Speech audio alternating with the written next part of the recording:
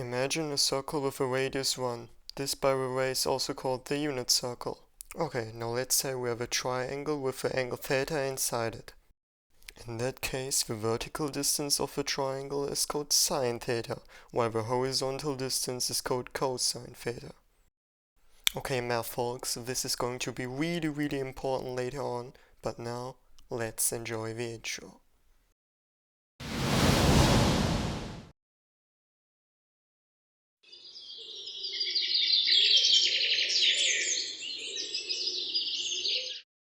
Okay, so let's say we have sine 30.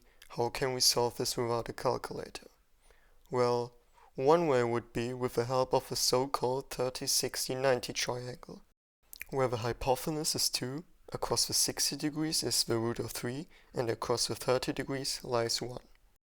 So since we have sine 30, we need to find the opposite divided by the hypotenuse. So in that case we would get 1 over 2. So sine 30 is equal to 1 over 2. Based on this method you could also easily get sine 60, which would then be the root of 3 divided by 2. You can also apply this method on cosine and tangent of 30 and 60. You basically just need to know what cosine and tangent are. Now sometimes you can get something like this, sine pi divided by 3. In that case, since pi is equal to 180 degrees, we would get sine 60, which we can then solve as shown before. Now there's also another triangle which you need to memorize. It's the so-called 45-45-90 right triangle.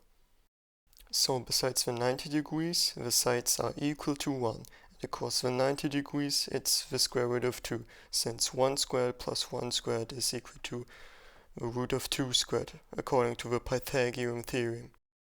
Cool dude, by the way, props to him. Anyway, so now it basically works the same as before. If you get sine 45, then you can pick the 45 you want and then get 1 divided by the root of 2.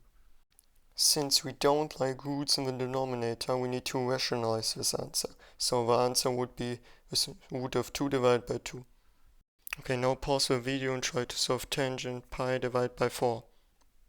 The answer would be 1. If you have any questions, then you can write them in the comments. Okay, but what should we do if we need to evaluate an angle of a trig where the angle is not between 0 and 90 degrees?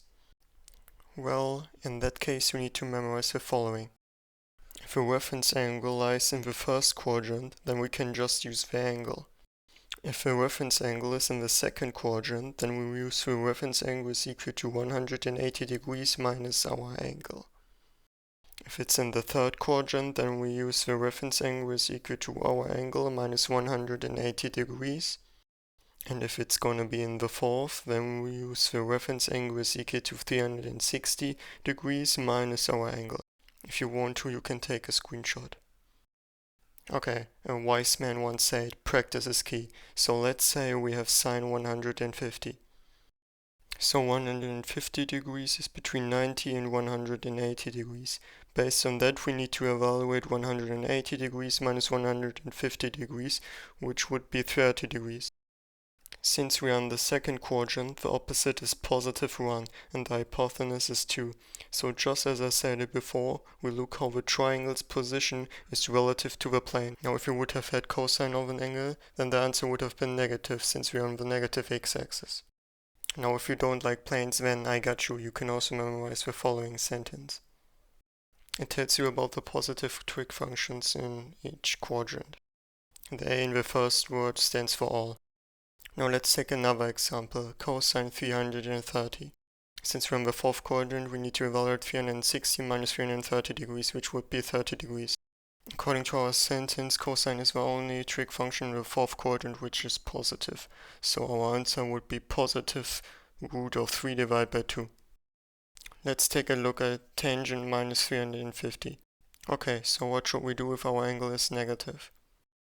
In that case, you can just add 360 as many times as you want, since one circular revolution is 360 degrees, so the position stays the same.